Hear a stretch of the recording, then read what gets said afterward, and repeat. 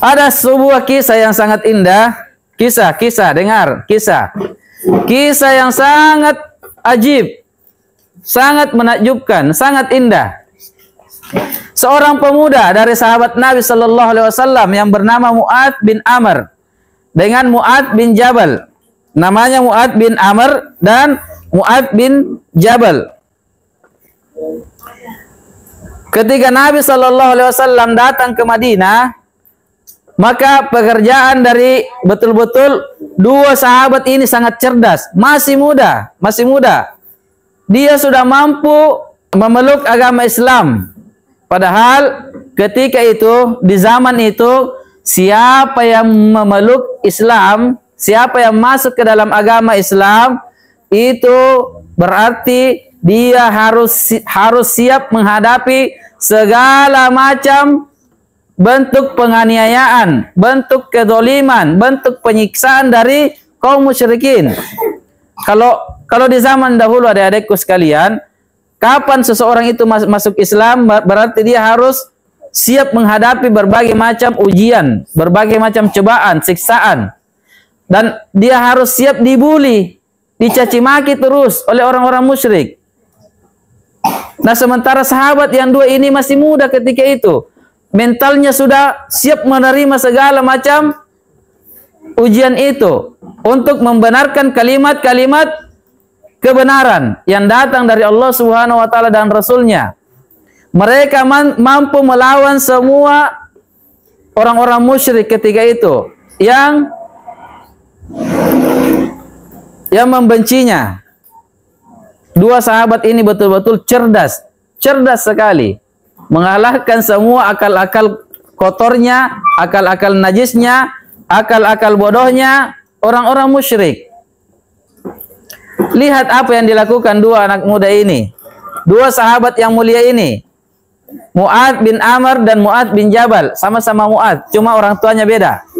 Ketika Nabi Sallallahu Alaihi Wasallam datang ke Madinah, maka Mu'adz radhiyallahu taala anhu pun, yang dua sahabat ini yang masih muda ketika itu, mereka punya pekerjaan kalau malam hari itu mencuri.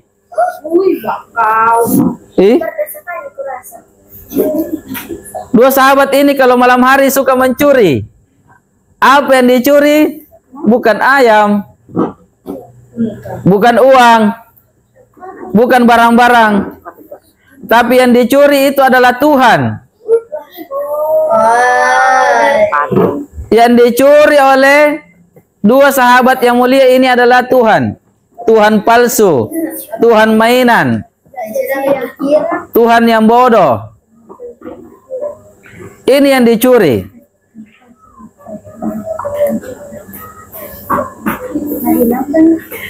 Maka mereka pun mencuri Tuhan yang terbuat dari kayu, Tuhan mainan yang terbuat dari kayu.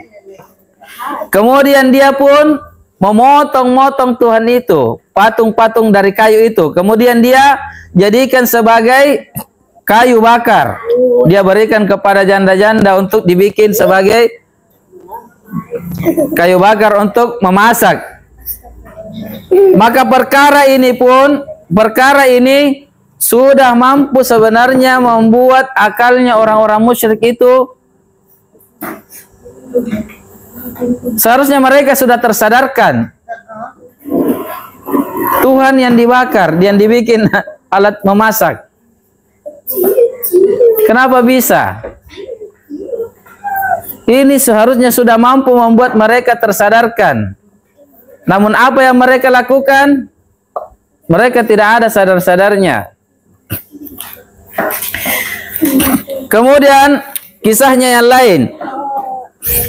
Mu'adz bin Amr ini punya ayah namanya Amr bin Jamuh.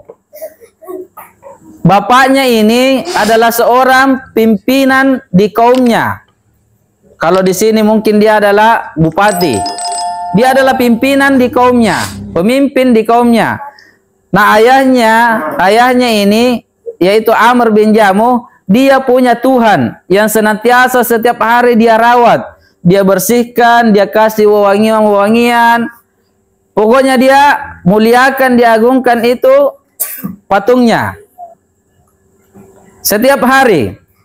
Maka ketika datang malam hari, muncul lagi ide-ide cerdasnya Mu'adz ini, anaknya Mu'adz bin Amr dan Mu'adz bin Jamal. Mu'adz bin Jabal. Perhatikan. Jadi muncul lagi ide-ide cerdasnya. Ketika bapaknya telah tertidur, ketika mereka sudah mulai tertidur, maka Mu'adz pun mulai beraksi. Dia lakukan lagi pekerjaannya. Pekerjaan yang betul-betul membuat orang-orang musyrik itu nampak kebodohannya.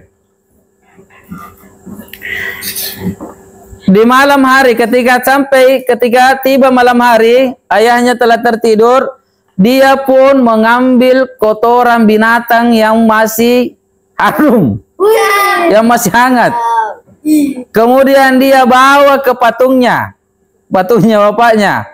Kemudian dia di patung itu, di kepalanya dikasih menghadap ke bawah, kemudian dilumuri dengan kotoran binatang itu. Lalu dia pun pergi. Keesokan harinya datanglah Amr bin Jamuh. Dia melihat patungnya. Apa yang dilakukan? Dia marah sekali. Dia cari-cari siapa yang memperlakukan patungnya itu dengan perlakuan yang sangat hina. Siapa yang menghinakan Tuhannya? Dia marah sekali. Dia cari-cari. Mungkin dia berjanji kalau dia dapat dia akan bunuh atau dia akan potong-potong orangnya. Dia marah sekali. Siapa yang memperlakukan sehina itu Tuhannya? Kemudian setelah itu pun dia cari-cari orangnya, dia tidak dapat. Dia tidak tahu kalau anaknya melakukannya. Dia cuci patungnya. Kemudian dikasih lagi wewangian. Dirawat lagi, dikasih mengkilat lagi. Cuci, kasih wewangian, ditaruh lagi di tempatnya. Malam hari lagi tiba, beraksi lagi yang dua orang ini, sahabat ini beraksi lagi.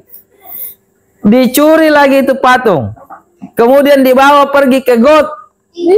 Dibawa ke got, selokan, ditaruh di situ. Ditaruh di situ. Maka keesokan harinya Amr pun mencari patungnya. Dia cari Tuhannya. Hilang Tuhannya. Dicari-cari, keluar rumah dicari-cari. Dia temukan di got. Dia temukan Tuhannya di got. Marah dia. Betul-betul marah. Siapa yang memperlakukan Tuhannya seperti itu? Marah sekali.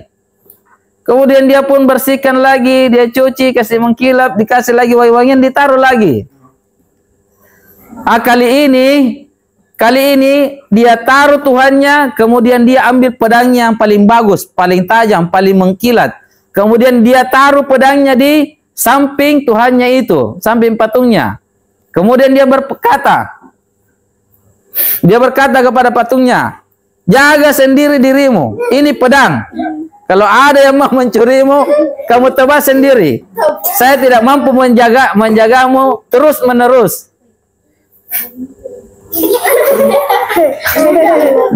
Dikasih patungnya pedang, dia suruh jaga dirinya. Singkat cerita. Malam hari tiba lagi, beraksi lagi yang dua orang ini. Sahabat yang betul-betul cerdas.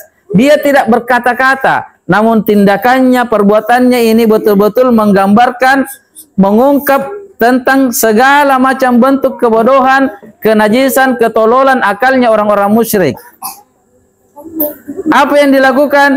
Dicuri lagi patungnya, dicuri lagi Tuhannya. Kemudian kali ini betul-betul menjijikkan perlakuannya.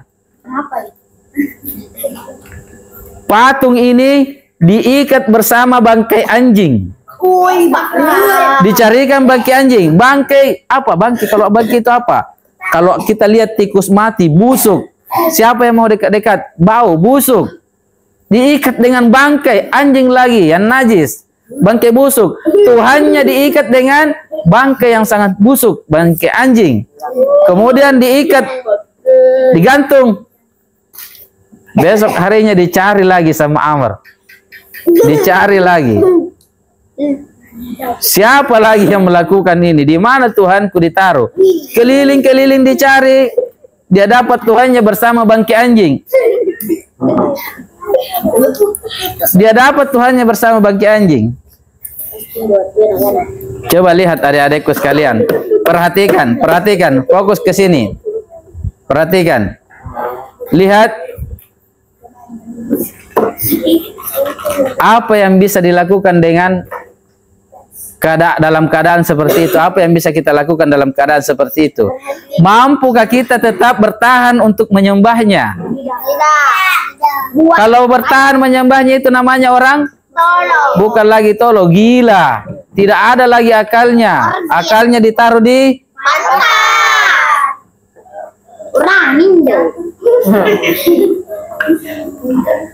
bagaimana ini? Tuhannya bersama bangkai yang busuk, bersama kotoran.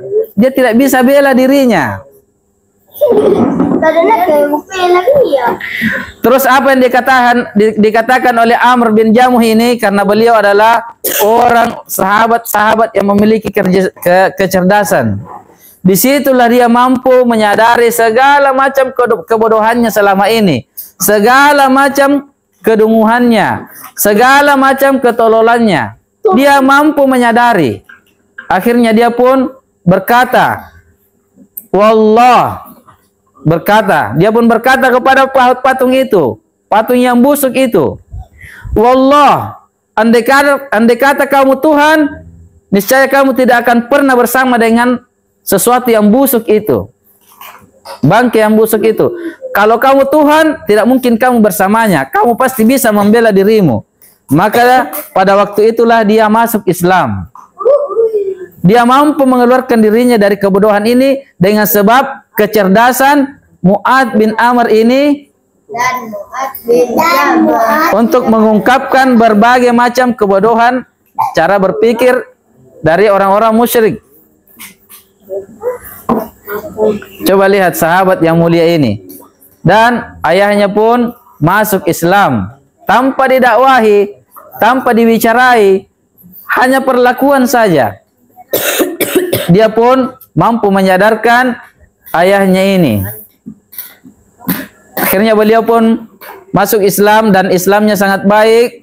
Maka ketika datang panggilan untuk perang Uhud, di peperangan Uhud, beliau pun segera menyambut. Beliau pun berangkat berperang bersama Nabi SAW hingga beliau pun syahid di perang Uhud.